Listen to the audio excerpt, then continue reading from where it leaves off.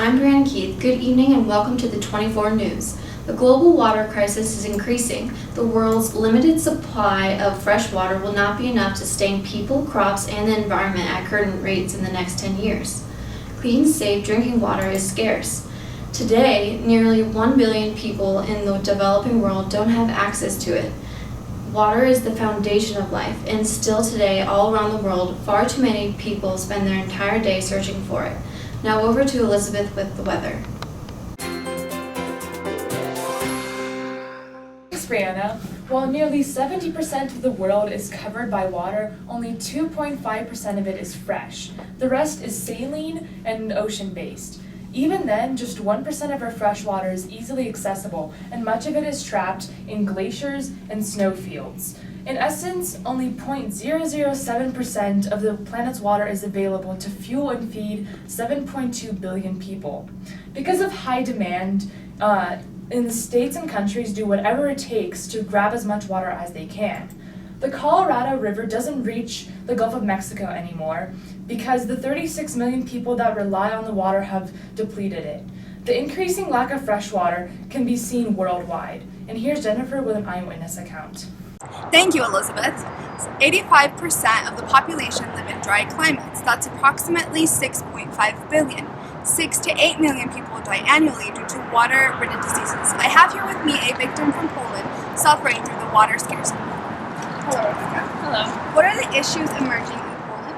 The problems in Poland is that the quality of the water are not good enough. People are getting sick, and there's a lot of bacteria in the water, and we don't get enough of fresh water into our country.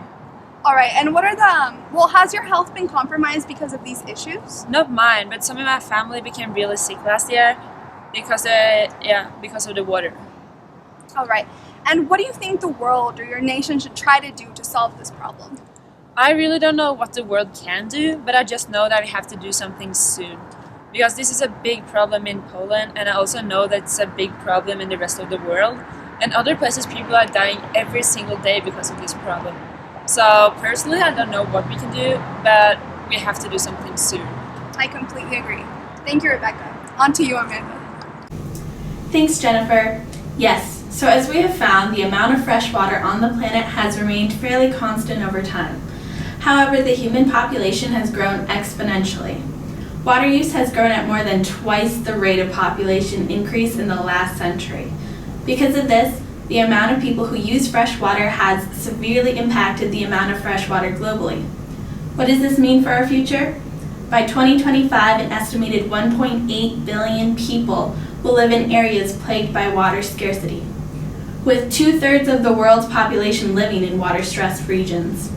Now we will be talking with local desalination engineer Dr. Doreen Khairi about a solution to our freshwater problem.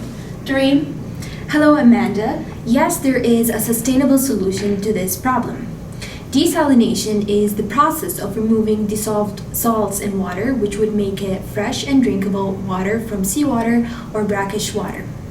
There are two major types of desalination. Firstly, we have reverse osmosis, which is a process where pressure is used to push saline water through a membrane, with the membrane preventing the larger solutes, being the salt, to pass through.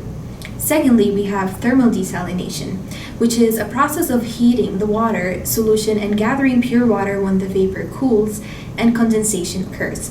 This is yet the simplest concept, as it only requires sun and solar thermal radiation would heat up the water and thus evaporate it, which would leave behind any salts from pure water in a vapor state. Sounds like a plan, Doreen, but is this a viable solution? Yes, it is a viable solution. As of now, there are about 14,500 desalination plants across the globe, with most of them being in the Middle East. The global demand for desalination facilities is projected to triple by the next 6 years. How expensive is this? So it is quite expensive, Amanda. However, recent research shows that the world's largest and cheapest reverse osmosis desalination plant is up and running in Israel. The new plant is called Sorg, and it is producing 627,000 cubic meters of water daily. thus providing evidence that such large desalination facilities are practical. And those plants account for 40% of Israel's water supply, meaning that if we were to invest in research and development, then the cost of building plants could be minimized. Well, that's fascinating, Dr. Hyrie. Now back to you, Brianna. Thanks, Amanda. To deal with the increasing global crisis, desalination plants have become the latest vogue. They provide alternative fresh water sources. The global number of desalination plants is expected to continue to rise for the foreseeable future. That's it for tonight's newscast, and thank you for watching 24 News. Good night.